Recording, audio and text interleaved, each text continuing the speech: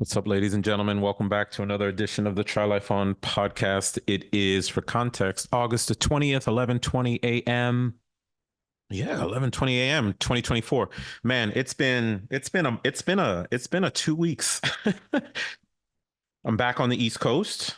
I was in Lebanon for a few weeks. I had to swing through Belgium for a bit, and I'm wiped. I'm absolutely wiped out. I think we need to do this sometimes, right? Where we slow everything down, clear the calendar to the extent possible that you can afford relative to work and money and things of that nature, and just get back to the business of living. And my son is starting school here in just a bit. So my calendar is totally clear so I can focus on being a dad and helping my guy transition into junior high school. He's going from, as many of you parents know, from being the oldest kid in elementary school to being the youngest kid in junior high or middle school. And it's a transition for my guy.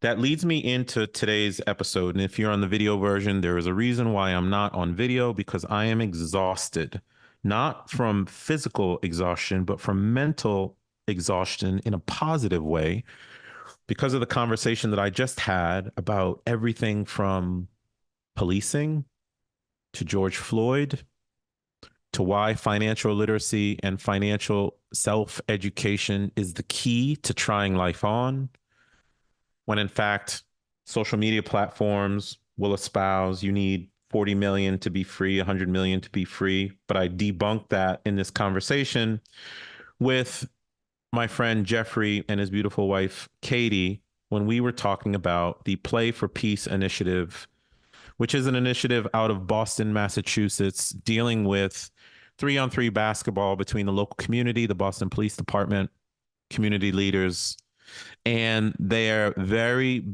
heavy initiative to push financial literacy, which is amazing because I did not have any idea even what financial literacy was until my 23, actually 21, but then 23-year-old self back in 1997 to 2002 timeframe, 23 to 25-year-old self, took the initiative after learning what the concept of equity was and going to libraries, reading books, and how that financial freedom education process led me to do things like being a police officer and why. Also led me to leave being a police officer and why. And also things like traveling around the world to the countries that I just told you about. I was connected to the Play4Peace initiative by a friend of mine, John, who runs the Wealth Building Project. And John and I connected some time ago because of our common connection to the city of Boston. Boston is where I grew up. Go Red Sox, go Patriots, go my Celtics. And this was just a very, I don't have the best way of introing this episode, but it was incredibly emotional for me because when I became a police officer, I did it to give back to local community. And what people don't realize was when you earn your financial freedom or realize that you just have to cover your basic needs, what it actually does is not make you rich from a monetary perspective. It makes you rich from a life perspective because you have the option to go do the kinds of things that I did, which was become a federal agent, become a police officer, act on TV, etc. It's just that nobody controlled my time. I controlled my time. But in this conversation, when Jeffrey was asking me a bunch of questions around what it was like to be a police officer and go after financial freedom, I expressed a lot of emotional aspects that I didn't even know was still in me. And I decided to go ahead and share it on this platform because I think it will be of benefit to you guys out there who want to pursue something that's of passion to you, but also because frankly, I think citizenry needs to hear what it's like to be a police officer on the other side because you guys deserve it. I don't think the law enforcement industry and the policing industry has done right by citizenry a lot, but there are many people in the profession that are doing right by it. And I wanted to give you a perspective so you can come to your own conclusions. And so you can also see how big financial self-education and literacy plays in terms of trying your own life on. It's really cool that my home city has kind of looped back full circle to what I have become, who I have become. And the fact that I can share this conversation with you guys on this platform means a lot to me. I hope it means a lot to you. I hope it helps you on your journey. I really do. if you are going after financial freedom, if you're going after time freedom, if you're going after geographic freedom and the ability to be anywhere in the world at any time, and again, that has nothing to do with money. That's a concept of mobility. I think this conversation is for you because doing something like hitting your financial freedom journey is great, but people don't realize how much it actually impacts the life journey because it gives you life options. It's not about zeros in the bank account. It's about the life book that you're building. And in this conversation with Play for Peace and by association, the Wealth Building Project, I got to really get into it in a manner that I think is befitting of who you guys are and what you expect from me. And it was a joy. So I want to give a shout out to the Play for Peace Initiative that will link in the show notes. I also want to give a shout out to the Wealth Building Project, which will connect in the show notes. And I expect to be a part of both of them because frankly, nobody has controlled me since I've had financial freedom and economic empowerment in my mid 30s. And I want that for everybody. But that's got to start from some form of financial literacy and self-education on how to approach financial freedom, among other things. So I hope you really enjoy this wide-reaching conversation. I certainly did. I literally just got off the line. I think it was an hour and 10 minutes long, but it was emotional. And I wanted to get this intro to you right away. So enjoy the conversation. As always, I'd appreciate a 5-star review if you are enjoying the material that I'm putting out, trying to help you try life on, and reach out at Maurice at trylifeon.com. And I appreciate you guys. As always, thank you for listening. Thank you for supporting me. Try life on.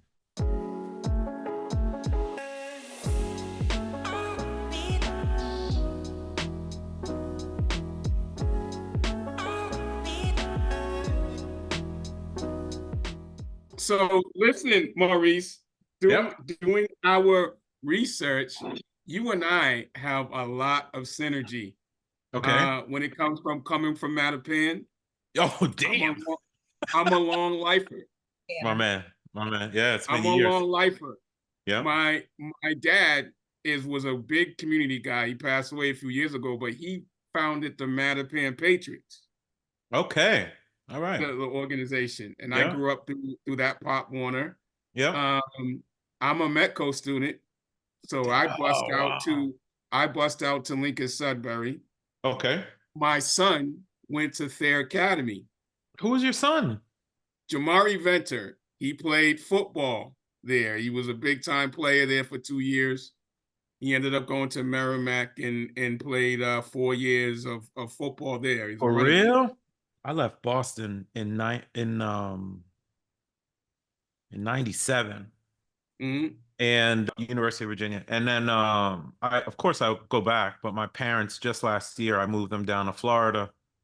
So my connection with it is kind of broken now, but things like Mattapan, Metco, I got in a fight in Mattapan I got on a fight on the Metro bus, on the Metco bus coming back from Newton one day when I was like 6 or 7, and that was it for my mom. She was like, we're out.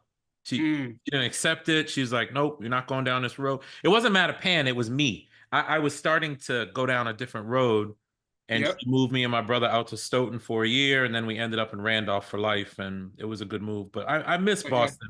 Have you worked with the Wealth Building Project before? No. I just learned about it through John. I met him a year ago, and we just kind of stayed in touch. And Yeah. Okay. Yeah, John's very, very enthusiastic about the Wealth Building Project. Yeah. To lean into like more of the podcast and event stuff, whereas those of us who are also kind of affiliated, and Play for Peace is very strict nonprofit. We are here to support our communities by providing access. So the Wealth Building Project gives us a lot of like footage and material that we're incorporating into our curriculum. And maybe if you're still interested in working with us, maybe when we get to the investment and asset management part of our curriculum, maybe we could pick your brain and use some whatever you'd like. My journey pretty much hits in every single area that you guys are talking about. Yeah, that's why. I grew up in Boston. I had the same issues. I'm self-taught financial education wise. Ended up in real estate, earned my financial freedom, been all over the world, became a street cop, not for the money, but because I just needed to do it in my life. Became a federal agent. I try to give back. Yeah, however I can help, I'm here. synergy behind your backstory and what we're trying to do is like, and I'm like, at the very minimum, we got to interview him for the blog. Okay. Went into policing, it just fascinates me. I am Yeah. fascinated with, you know, for you, it was not exactly a paycheck and what drove that decision. Yeah, and just as a gee whiz for the end of it, what drove my decision to leave was because the policing environment changed because of George Floyd. Okay. If George Floyd had not happened, I probably would still be a police officer. Wow. Yeah.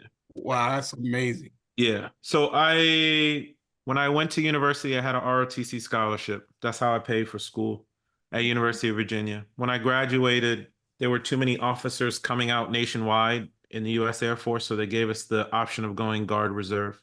I took it because active duty second lieutenants in 1997 were making $24,000. My company, Accenture, who I worked for 25 years, who was Anderson Consulting when I was hired, the starting salary was 42,000. Like there was no difficult decision. But fortunately, one of my instructors in ROTC was a gentleman by the name of Captain Winters, and I can't remember his first name.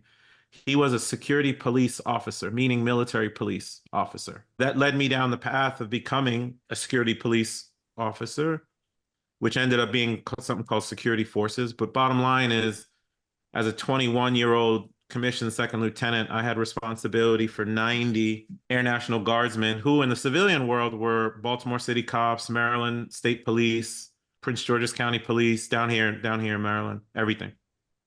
I stayed there for 4 years. I got recruited into something called Air Force Office of Special Investigations, which is the FBI of the Air Force. When I got deployed post 9/11, I ran a field office in Washington, D.C. I did everything from fugitive retrievals to terrorism cases to drugs to opioid stuff to sexual assaults to pick something. I was doing it as a then 25-year-old special agent in charge of this field office. When I got off of active duty, so I was 2002, early 2002, so I was post 9/11. When I got off active duty in late 2024, so I was on active duty for 2 years, I went back to corporate life and it wasn't hitting for me. I mean, I was doing so many things to help people, to impact society, to represent country, and then I was a brother at the same time, right? So you know how it is growing up in Boston, man. We don't know that we can represent ourselves that way, and Right. I really enjoyed it. So when I got back to corporate in late 2024, excuse me, late 2004, it didn't sit well with me, the idea of just making somebody money.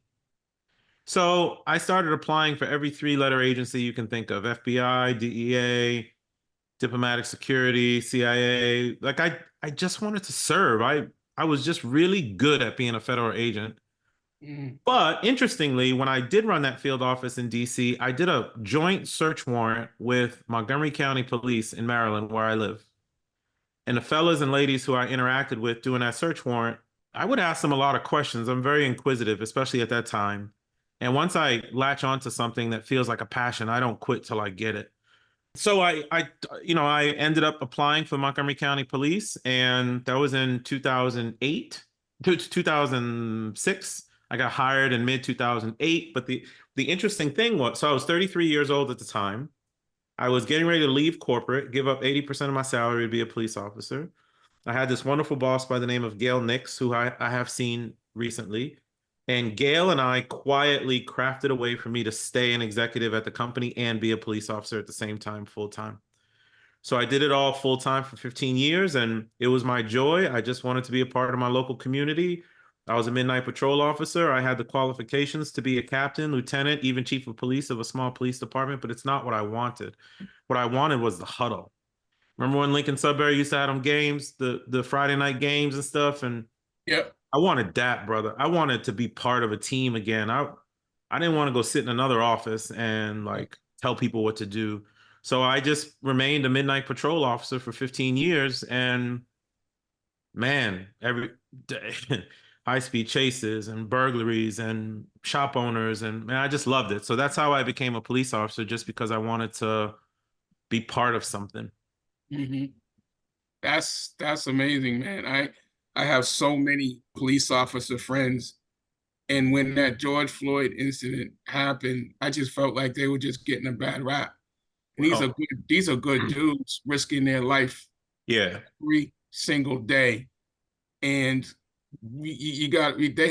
people have to know that not all police officers are like that. Yeah, and I had a passion for that. the George Floyd thing fires me up on two sides of the equation. One, the brother was murdered, period. He was murdered, and he was murdered by a career field that I love and that I gave up a lot of sleep for. And what I hated about the whole thing was, first of all, he was murdered. A man was murdered. Not only a man, but somebody who looks like me and you. Yes. Then secondly, I had many times where for 36, 48 hours, for 24, 48, 72 hours, I didn't sleep because I was doing corporate by day, police officer by night. Now, I would never go to patrol at night if I was too tired because I was responsible for the safety of my shift mates and things of that nature. So sometimes I would take leave and go to sleep and stuff like that. But in general, I would have sleepless nights because I wanted to patrol. But what happens when the George Floyd things happen, I'm not going to go into the merits of what happened to him, but what I am going to go into, unless we do, but what I do want to go into is what happened to police officers. Mm-hmm. 97% of us were just like, that's insane. That dude needs to go to jail, which the system worked. Now there's societal issues, socioeconomic issues, and most importantly, systemic issues with policing. But there are men and women who are good doing the right job. Now imagine this. I'm gonna go, imagine if you're a woman, because I had two women shift mates in my heavy times. And my heavy times were 2017, 18, 19. We were the busiest shift in the busiest county in the DC area and would get awards for it all the time. We were humping. Mm-hmm. And we would patrol till 6 a.m. in the morning. We might have gotten in fights, shootings, saved a kid, whatever. And then you get home after running that shift and you turn on the news at 6 a.m. and everyone's saying that you're a piece of shit. Mm-hmm. Over a long period of time, like I have a good concept of self, I'm a very strong personality and things of that nature. But over a long period of time, which is why I don't watch the news anymore for 2 years, almost 3 years now, it wears on you. You start to lose your self-worth. Like, why am I out there having guns pointed at me or waiting in a lake to try and save someone or whatever if society doesn't want you as an individual? So that really took a toll on people. And the other thing that happened was leadership in police departments, because they didn't want to get in trouble because it's their livelihood, they started to not support the rank and file. So if leadership is not supporting you when you're doing the right thing, don't get me wrong, police officers did the wrong things too, right? But we are human and we do try to do the right things in general. But if you're not being supported, then you're not going to go proactively patrol. I was one of the dudes who would be in the back neighborhoods at 3:30 in the morning, walking around looking for someone trying to break into somebody's house. That was me. After a while, I'm like, I'm not going to do that anymore for two reasons. One, leadership's not going to support you, and two, many of my shift mates don't want to proactively patrol anymore because they don't want to be on the news in the morning having did something wrong by accident, by nature of making a split-second decision or something. So I wasn't going to go patrol because if I went to go patrol, my shift mate would then have to back me up, and I was forcing them to come out of the station to then go patrol. It changed the dynamic of policing. This thing that I had given up my life for, given up my time for, given up my sleep for, I was now, instead of proactively being part of my community, I was sitting in the back lot of the station every night waiting and not responding unless it was a life critical situation. It sucked, brother. It sucked so bad that when 2021 came, in May of 2021, I went to my sergeant and I just looked at him and he's like, "Oh shit, you're done. I can see it." And I was like, "Sarge, I started this thing 15 years ago because I wanted to do good. We just sitting in the back lot now, man. This is not how I make my money. I don't sleep to then sleep in a police car to then maybe respond here and there." So it was just a very weird time. The brother was murdered. It changed the dynamic of policing. But I will also tell you, part of the victims in the whole thing were men and women who were doing right in the career. And a lot of us left because of it. And that's sad to me. I would still be there if not. Wow. Yeah. So I know my wife's the one that has the questions, but it's kind of emotional. I can see that you're emotional by this. My question to you is, what do you have any desire of making a change? And what would you do if you had an opportunity to change that situation? What would you do? You have any ideas? No, I don't. My job is not to change the world. My job is to just change the world around me. So, I tell my kids, I have two boys, and my boys have three responsibilities. The first responsibility is to be happy. I want them to do things like, if you want to be a police officer, go be a police officer, because we have 28,000 days in the average 80-year lifetime. You have to do the things that make you happy. The second thing I tell them is you have to learn how to make money grow, and we'll talk about that later, obviously. And then the third thing I tell them is you have to be a good man.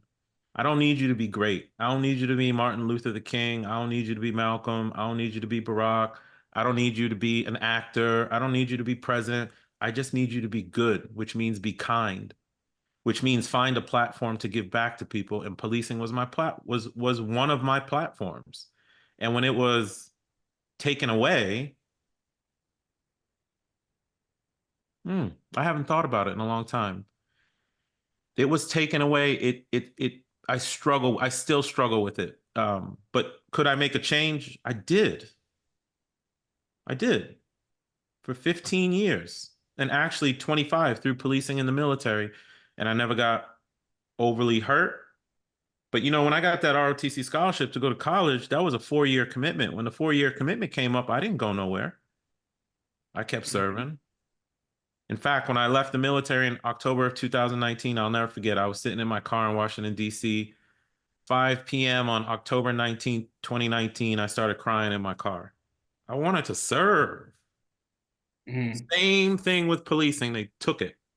So I don't have a way to fix it. All I would do is tell you that you don't have to solve the whole issue. You just have to do right by the people in your world.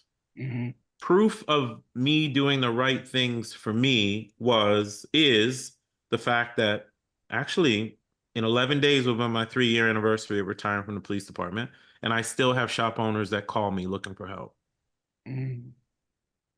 Wow. I don't have a way to fix it, brother, but all I can tell you is if you have personal integrity with what you do and you do things the right way, you know that you're changing the world in the middle of the night. My job as a police officer was to allow people like you and your beautiful wife to sleep in ignorance and bliss. I did that. Well, I did it really well. So I miss it. Just hearing what you just said, when I thought about the Play4Peace Initiative, just this last year, when we spoke to the kids, and we had a bunch of police officers, the police commissioner was there. For me, I think the biggest impact that touched me was to see how appreciative the police officers were. Yeah. They were very appreciative the way we acknowledged them, and that touched my heart. Yeah. Because you can see how much it meant to them. And just looking at their faces, I saw some of them a little teary-eyed and emotional. And it was just, it encourages us to, yes, we are making a difference. And Yeah. we're going to continue to build this movement, because that's what it is. I mean, we have a hashtag, we on the same team. And Yeah. the big thing with Boston, Yeah. they do things. They are connected to the community.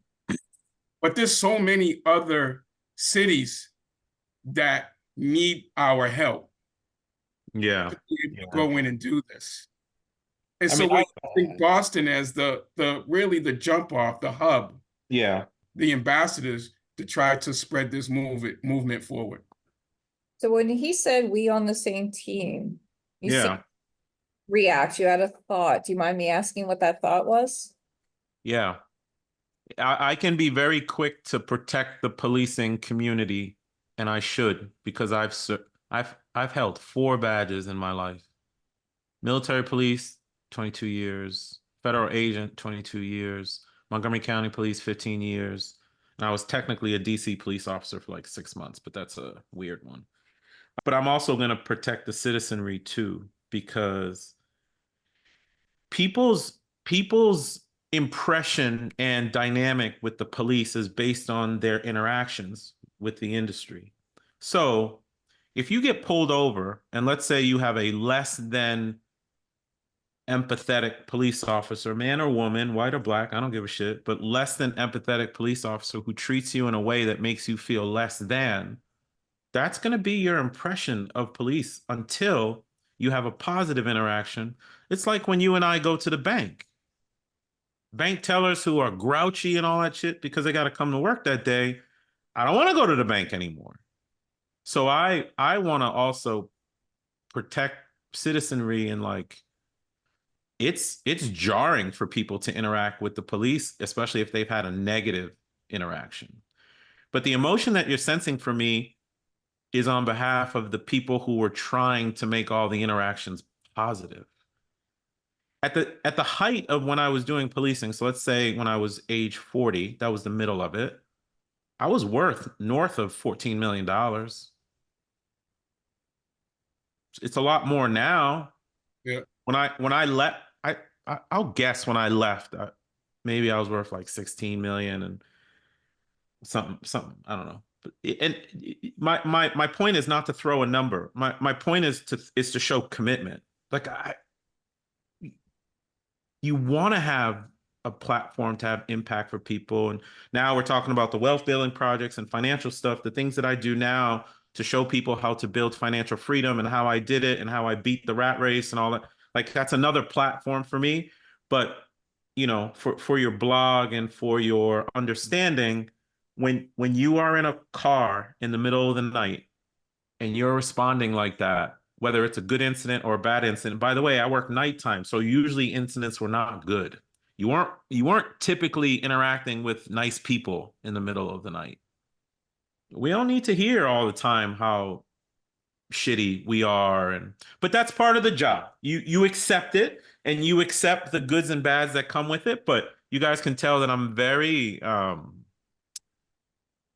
it's not a resolved chapter for me because of how I left. And it was tied to George Floyd, and it's just tough. It's tough. But my time is up. My time is up. It was time for me to move out and give space for other people to come up and through and impact people to positive. And I still have a reputation. People still know me as that guy who would show up at work and all types of shit would happen, and I can still run by my station and people still know me and stuff. So it was a positive experience.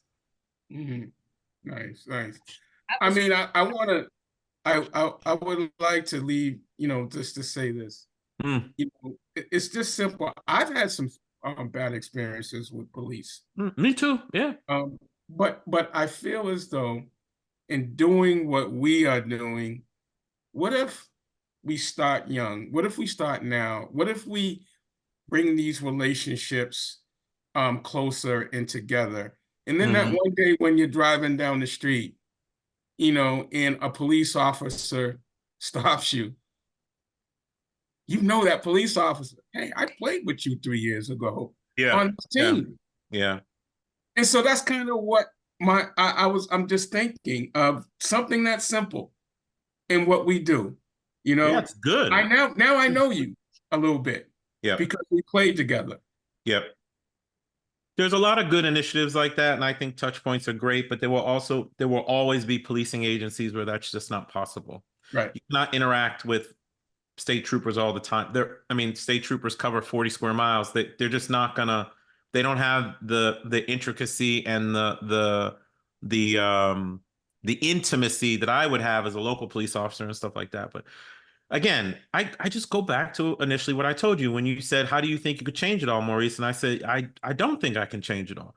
I think Yeah. I can impact the world around me. Yeah. So my charge to anyone who's doing the job is just impact the world around you. If you are positive with that person is going to take that positive interaction and immediately place it on the next person that they interact with.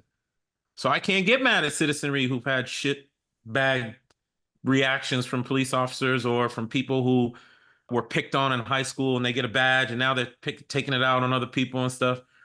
It happens. It happens. Hey, we got to acknowledge it, state it, but the way we can change it, just take care of yourself. Take care of yourself and I challenge a lot of other police officers when I saw stuff I didn't like. And yeah, man, I'm grateful. I will not die having that regret. I'm, I'm so happy that I did that. So are my kids, but yeah, it was a good thing. But we should Awesome. a little bit about what our research is about this. Yeah. Okay. So I'm a data scientist, but I'm also the child of 2 police officers in Philadelphia. And there were some Sorry, the child of 2 police officers? My parents were police officers. My mother was, I think, Nice. female on the force. Okay. Mm-hmm. That whole side was all very military, Air Force, etc. Yeah, my uncle was on the bomb squad. And he was on the bomb squad. He wasn't on duty, but he was on the squad in the time of move. I don't know if you remember the move. The bomb was dropped in the middle of a city block in Philadelphia. So yes, Philadelphia is a highly polarized area to live. But Okay. I grew up with this like hyper consciousness of this polarization that exists, but I also grew up with police officers as parents. Mhm. The way I process how I work, I had a lot of negative interaction with police officers too. And I also kind of knew from the other side some of the crazy crap they were engaged in. But I grew up in the inner city. I mean, I went to Temple University as a commuter student. I lived really close by. Yeah. And it always cracks me out when people say, I'm in the hood and blah, blah, blah. Like, you don't know anything about Yeah. Philadelphia. Yeah. And I grew up in a row home in one of those neighborhoods. So one of the things that I really wanted to spend my efforts on, because absolutely I can volunteer at these events. I can sit there and pass out the water bottles to people. But one of the things that really captured my interest is how are the police officers and also our participants, which are, middle school, high school age students, make sense of this relationship. How do they understand? Because if you think about your average middle school, high schooler, they're getting information from lots of different sources. And when we talk about it in the context of policing, they hear, we have resource officers in the school, so they're exposed in school, but then, they hear messaging from their parents, positive or negative, from their neighborhood, from their friends. They get a lot from social media. And then they come and play basketball with us. So this is far more than just I see. Yeah. hold hands and sing Kumbaya on a Saturday in the summer. Yeah. We're Yeah. information to help understand not only how are our youth making sense of all this messaging, including our own messaging that we do with police, but how do the police officers also process that? How do they envision their relationship with these youths? And hopefully this gets funded very soon because, we put a lot of thought into this and, these like survey, this is one of our goals. But this is an ongoing research effort that we are taking on because at the end of the day, what we do to matter. And it may not matter in, let's say, Washington. It may never matter in Philadelphia, my hometown. It may never matter in Los Angeles. But it will matter to the people in Dorchester. It will matter to those children who grow up and they may have positive or negative experiences. They'll probably have a mix of both. It will matter to the police officers because it's so hard recruiting them and keeping them engaged and refreshed in their job. It will matter to them if we know what kept them engaged, if we know how to make them feel valued. We know that they know how to build these relationships with the kids because they honestly do. They show up. They show up on game day and they're ready to play. And this is important to them. So how do we honor their intentions and keep them motivated? And then how do we understand how the youth is making sense of all this messaging? And that's what our research is really about. So if you Makes click on the page, you're going to see our basketball tournaments. You're going to see happy kids. You're going to see the police officer playing with these participants. But in the 364 days beyond that, what is going on? And how do we understand what that one day did? And that's what we're hoping that we can start this up real soon. That's one of our goals. Yeah, I mean, I knew what it was as soon as I saw it. It wasn't a basketball game to me when I saw the photos. I know what it is. It's a platform. It's a way of communicating. It's a way of breaking down barriers. It's a way of showing humility and humanity. Not everybody's gonna interpret it that way, though. You know, we are who we are. We know what we know. We come from where we come from, and that's why I go back again. Like I never. Yeah, I think some people can try to change the world. I think it's too much to ask of people. We have a finite amount of time on this blue marble. What you can do is just, exactly what you're doing, which you guys have. Play for Peace has a certain corner of the globe right now, or a certain corner of the city right now. Infect the shit out of the people in that corner by doing the right thing. And then let those people hopefully go out with what you've done and do positivity out in the world. Once I have put good out into the world, I don't like, I gotta go follow up and measure it. I don't feel like that at all. I leave that to God. I leave that to the source. I leave that to the universe. You just can be good people. You can create a wonderful program the way that you guys are doing and allow goodness to spread. Unfortunately, the news doesn't want to spread goodness because that shit doesn't get ratings. They want to spread anxiety. And like as I said, they gave a lot of police officers and civilians anxiety from, well, today there was another murder, and then well, today there was, well, shit. For every murder that gets reported on the news, do you know how many positive incidents of we helped someone get into their locked home, or freed someone from a car on fire, or I can't, this is not virtue signaling, but I want to tell you something. I cannot count how many people, homeless in specific, but how many people I bought dinner for I have no idea. $10,000, $15,000 in my life. I don't know. But I don't need it to be reported on.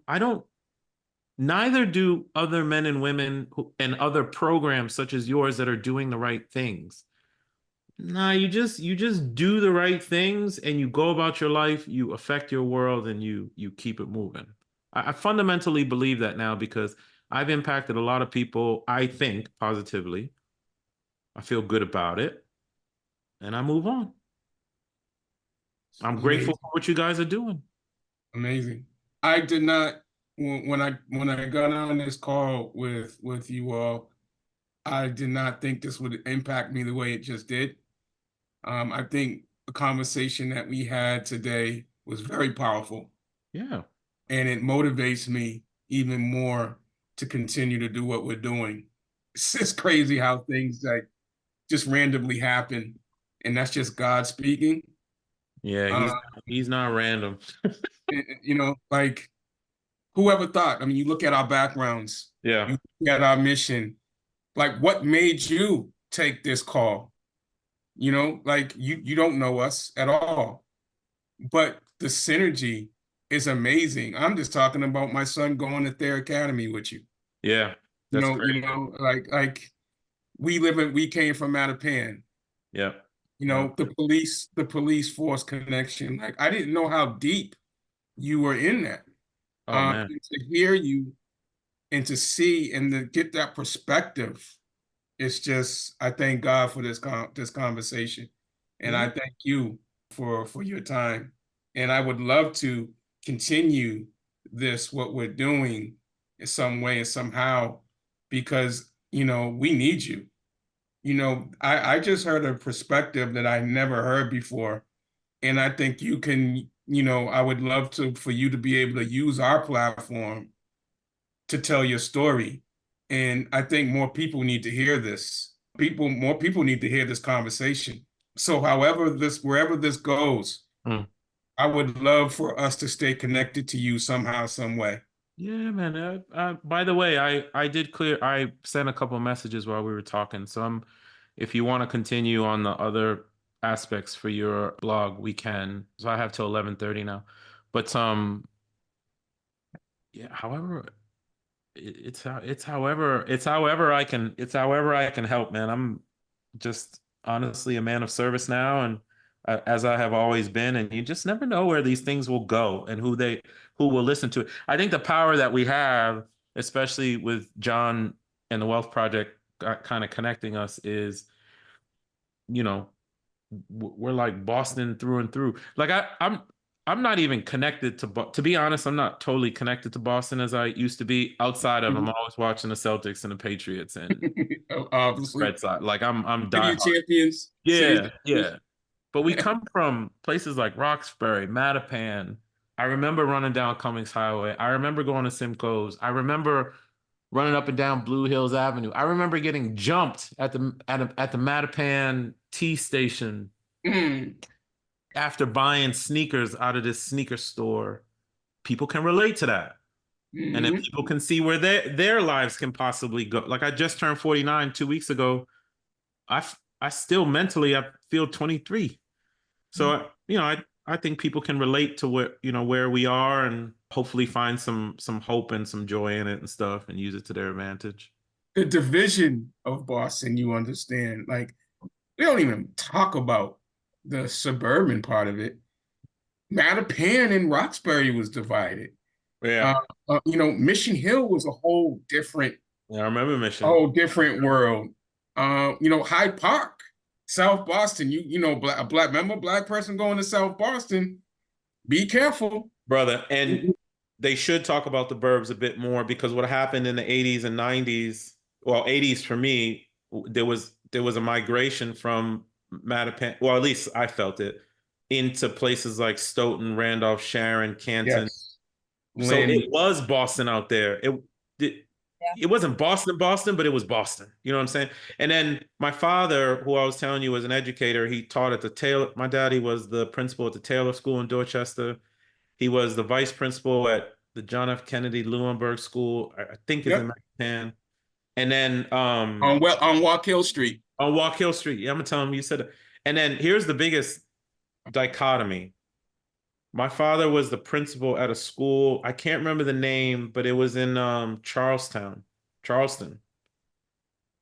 And Charleston. Charlestown, Boston. Charlestown. It's Charlestown. Yes, it's called Charlestown. But back then, it was very white. It was anti-police, because there was a lot of mafia and gang stuff going on there. So there would be killings and things of that nature, and nobody would tell the police anything. And my father, black Haitian immigrant, was the vice principal or principal, I can't remember, of this school, and he refused to leave it, even though he would get threats. And he's like, "Nah, I'm doing my job." These stories will never be told by, and nor should they. The way my dad is now is exactly the way that I'm telling you, is exactly the way you espouse back to me. That brother served 35 years. He's in Florida. We're about to go to South of France together, because I'm trying to buy them a home and convince them to move to the South of France. Nice. Served a lot of kids, and he put a lot of good juju in this world, and it has spread. And you can rest in your life knowing that you have put good juju into the world, and that it's spreading. That's how you change stuff. You ain't got to be on a bullhorn, and we can do a lot. People can do a lot. When people are like, "Man, I can't make change," I'm like, "Nah, you have no commitment. You have no commitment to self. You have commitment to your own goals, and that's cool, but we can make change. I believe that, but it can be If quiet." if I could be half the man my father was, I feel like I accomplished something. Yeah. Like he started the Mattapan Patriots. Yeah. People out my age in that generation, we all were in Mattapan. We all were connected. We all knew each other. You know what I mean? It was a sense of pride that my brother played for the Mattapan Patriots. That person, and I might not even see him, for 30 years, but when I see him, we played for the Mattapan Patriots. I remember getting my uniform from Mr. Venter's house, which was me, where they walked up from Elmont Park, and I, at 8 years old, my father would, for one of my chores, would have to put the helmets down. Now, I always got the best helmet. Yep.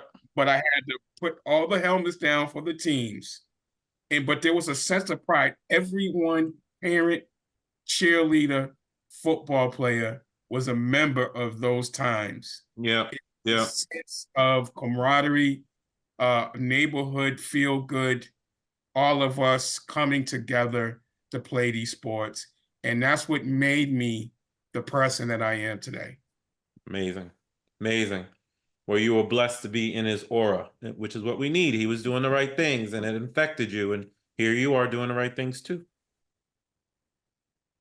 I have one more question. Katy, I don't know if you have, I feel like I'm taking over the interview. I was supposed to just we'll do more too. We'll do more too. Yeah. Since we're on this thread. Yeah. I think, you know what? I'm gonna save it for next time, because what I want to do is make the connection with the financial literacy piece, and how does financial literacy impact the crime, the police, the police impact, and the opiate, like how does financial literacy connect with everything that we are talking about? So okay. So hold that. Okay, maintain that thread for our next conversation. But I want to wrap back to, because I did introduce my journey. I did talk about the police journey, and then I talked about the fact that I left, or I was trying to leave this corporate entity to go do good stuff in my local community here in the state of Maryland, right? Which is, it's my home, right? Yes. This is some of the deficiencies that our public school system and our formal education system has. And I'm going to express it to you right now. I think it'll be a good way to wrap today. I'm grateful. My hero is my 23-year-old self. I don't know what the brother was thinking. I don't know why he had such a drive to sit in the Fairfax County, Virginia library every Saturday in that business aisle and read business books and real estate books, but he did, because that was pre-heavy internet. Financial literacy, as I started to pick it up by reading the book Personal Finance for Dummies when I was 21 for $3.27 in a New York City bookstore, which led me to that financial aisle in the library, which led me to buying my first piece of property in August of 2021, which was a place to live, which appreciated by 30 grand. So in 2001. So in 2002, I bought 10 more by reading a book. Now you would think that I went on this real estate journey because that initial property that I bought in August of 2001, it appreciated $30,000 in a few months. And my father explained the concept of equity to me. He said, baby, you made $30,000. What you mean I made $30,000? What is that? I went to the library. That's what you did back then. You went to the library, and I learned what equity was. And I also learned this concept of passive income. Income that is devoid of your need to physically be somewhere to make it. What? You remember you asked me, or I said about traveling. I've been to 99 countries now, over 400 times. I don't know the count anymore. But my first time was when I was 15. It was Mattapan, me, or Randolph, me, traveling 30 days in France in an old Range Rover with this family exchange student kid that stayed with me the previous year. By the way, he and I are still friends 35 years later. When I found it was, man, think about it. Inner city Haitian kid from Boston. French wine, French funeral, French girls, French castles, French feeling, French food, French. I was like, so you're telling me that the world is not Humboldt? You're telling me that the world is not Cummings Highway? You're telling me that the world is not just hot dogs at Simcoe's, but them hot dogs was really good. Yeah, they were. Yeah. They were. The financial literacy piece, this is how it really should behave. I'm going to get off society. I'm going to get onto the person. What financial literacy did for me was give me financial education. What education did for me was fill in the gaps on how I could create passive income. What passive income did for me is make me realize that I could have time, financial, and geographic freedom and not be beholden to an employer. I didn't say I didn't work. What I did was take those 2 paychecks that I earned systematically, actually 6 paychecks with my 3 jobs, but the paychecks that I earned over the years, I systematically invested those things into real estate and found myself in 2013, 14 with $13,000 of income coming in from real estate, which was above what I was making from my employer. So what that really did was empower me to do things like go be a police officer because I didn't need the money. What it did was empower me to decline promotions at my corporate firm because I didn't need the money. You see what I'm saying? What it did for me was not follow the status quo of 20 to 30 years of formal education telling me that to be successful, I had to be the CEO or make it to the NFL because I was financially empowered. And what was even better about it is nobody knew. I did it quietly, except for my parents and the, whatever girl I was dating and my kids, nobody knew. So there I was, late 30s, financially free, but taking on all these roles, for example, in my corporate firm, declining promotions to get to partner and people saying, what's wrong with you? You've been here 20 plus years and you're not a partner. No, there's nothing wrong with me. I'm just not chasing your version of success, sir. I chase my own. So when you ask me about financial literacy, yes, there's the global aspect of it. Yes, there is the let's make some money aspect of it. Yes, there is the control your life aspect of it.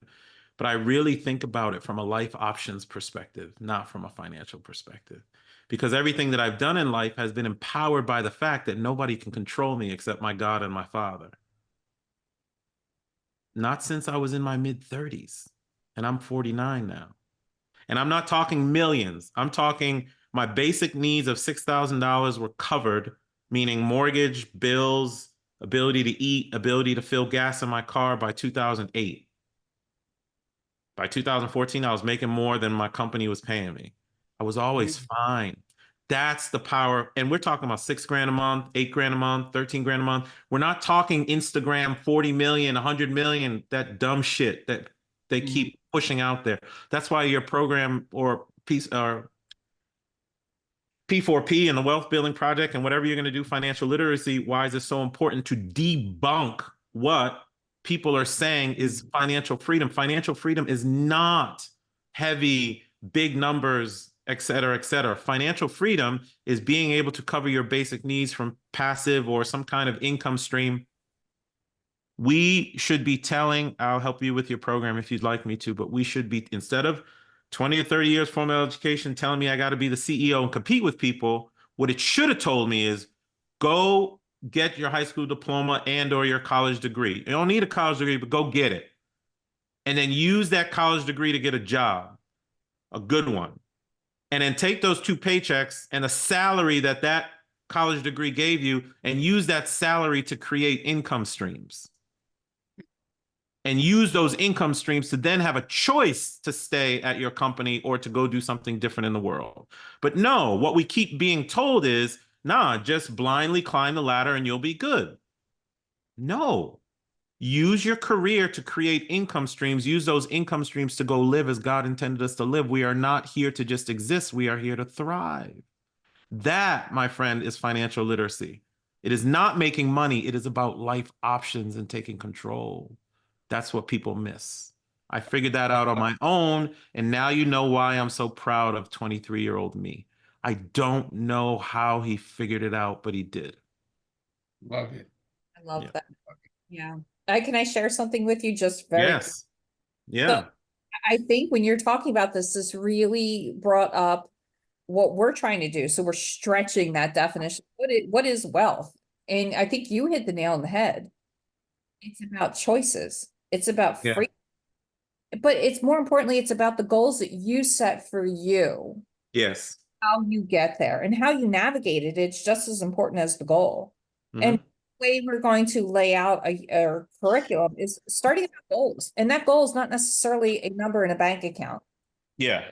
Or I'm going to be a millionaire by this time I'm 35 or anything like that. It's about the impact that you make on yourself, on your family, on your community, and the things that you want in life. And sometimes for many people, that has nothing to do with money. Sometimes for some people, it has everything to do with money. But Yeah. that's really unique and individual. And Yeah. this, I think, makes us stand apart, because that Mhm. goal setting needs to be culturally relevant. It needs to be socioeconomically relevant. And it also needs to be very individual, because even though you may have a pair of siblings in the classroom from the same family, they may have different goals in life. Yeah. Yeah. Talking about your drive to serve your community, that was a goal. And that's how you met the goal. That filled a certain bucket of need for you. Of course, we need to cover financial literacy basics, the nuts and the bolts of how Yeah. to get by in life. Just the fact that you threw out that I need $6,000 just to get by in life, that's the financial literacy basics. But then we start talking about investment strategies, which is where your 23-year-old self was talking about. And moving into asset management, because it's not enough to make those investments. You have to manage them, and there is no single formula for management. I mean, I'm preaching to the choir here. You have to do it in a way that is meaningful to you and your goals and everything. Everything wraps around to those goals. And then we start talking about career preparation.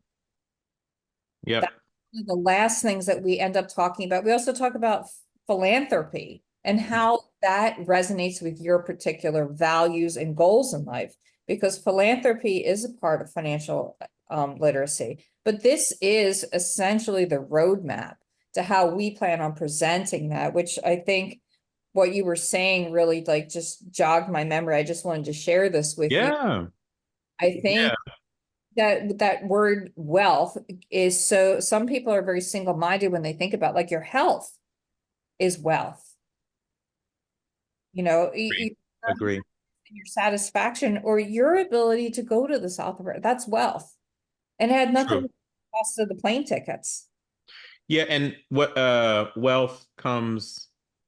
I mean, I was wealthy in my 20s because I realized that I needed to go have experiences while I was building all this stuff in the background. I didn't wait till I was 46 to go travel the world and things of that nature. I started doing it by travel hacking and stuff. There's so many different forms of wealth, but again, I just want to I didn't state it in a comprehensive sentence, but I will do it now. I don't blame, just like I don't blame police officers, I don't blame the citizenry because they've had ways of interacting with the police that's been super negative. I also don't blame us. And I'll qualify that because my family, Haitian immigrant family, obviously my parents are educators and their financial blueprint was for me to go to school, get a good job, get a pension and be good and stuff like that. And that's fine. We do this thing, this 20, 30 years formal education. We are creative in kindergarten and first grade and second grade, and we're eating paint and throwing and eating glue and and then all of a sudden we start being compliant. Johnny, sit down, raise your hand. That now all three of us got to compete with each other to be the prom king, the prom queen, getting the AP classes, who's going to Harvard versus who's going to community college. We're just rammed for 20 years about competition and climbing and that there's one right answer. Where there's many answers, there's many versions of life, there's many versions of success. And I just go back to the whole financial thing is not even about financial. It's to give you the ability and platform to live life. I call it plugged into life and plan it as intended. The moment I had those basic needs covered, what I worried about more was living, not money. And that was from $6,000 a month, not 6 million a month. The other thing is with the philanthropy goals, I have to tell you, I'm still pushing. Like I'm still, I'm 2000, I don't know what I am now, 2,100 apartments or something like that. And I develop real estate in the country of Cyprus now. And it has nothing to do with money. It has everything to do with philanthropy goals. Everything. I have enough. I live off 8 to 10 grand a month on a personal level. I still drive my '05 Infiniti, which I got to get a new one now. She's really breaking apart. But I encourage people to please, please, please be selfish first. Get your financial literacy, get your passive income, get your business, get your whatever it is, get your solid job, get your virtual job, whatever it is, get yourself solid.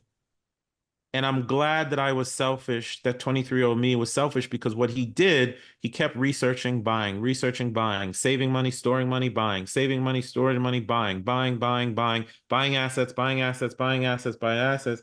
So by the time I got to 38/41, I can give back in a way that's so meaningful. We're also taught not to take care of ourselves, that we must take care of everybody else first. And I disagree. You take care of yourself first, get yourself situated so you can take care of everybody else after the fact, and then spread all that goodness that I keep talking about, right? Anyways, my views on this stuff is just based on my own journey. I'm not saying it's right or wrong, but we are chasing other people's versions of success. It makes zero sense, and it is very difficult for a young man, a young woman, to go against the herd is turning left, but your gut is telling you to go right. You know how hard that is? It's hard. It's super hard. Yeah.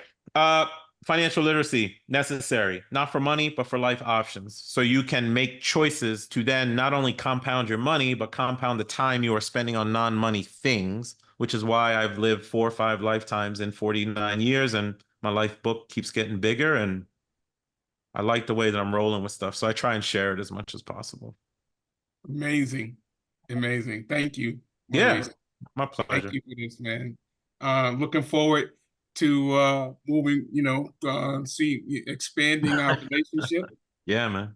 And if you don't mind, we would love to share, our journey with you and talk to you more. Yeah. I think Katy will definitely send you this recording over for you. Send it And wherever you'd like to. I'll even publish it on my podcast at some point. Maybe I can get out in the next few weeks or whatever, but whatever you'd like to do.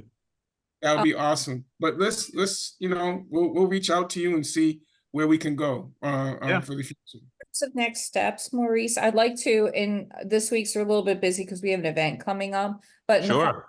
I'd like to write this up. You gave me multiple blogs of material here. Yeah. I will, before we put it on our website, obviously, I'd like for you to read through it to, No problem. or make sure that I'm really representing your messaging.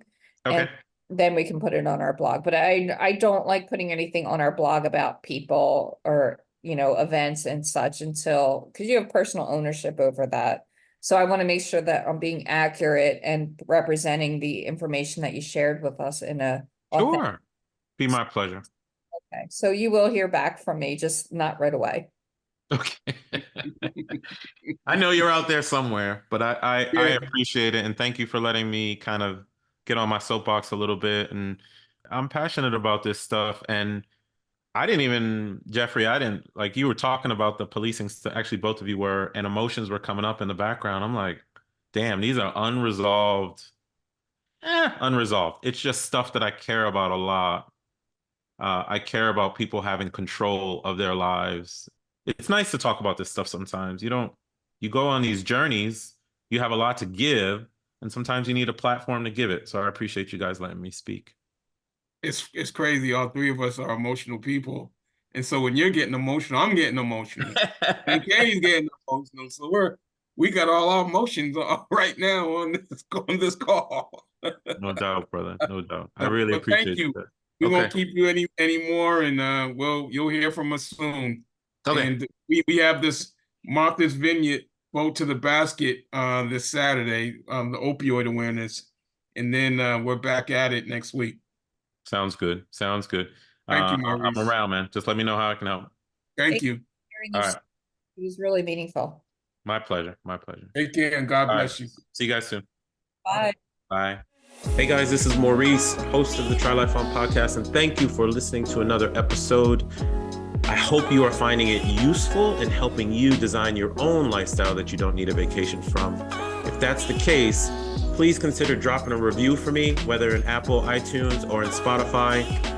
Drop a review, put some stars on it, give me some feedback on how I can make the podcast better, what information you are looking for. I am doing my best to get information to you on the Try Life On principles, the 5 freedoms, how to build lifestyle, travel hacking, all of it.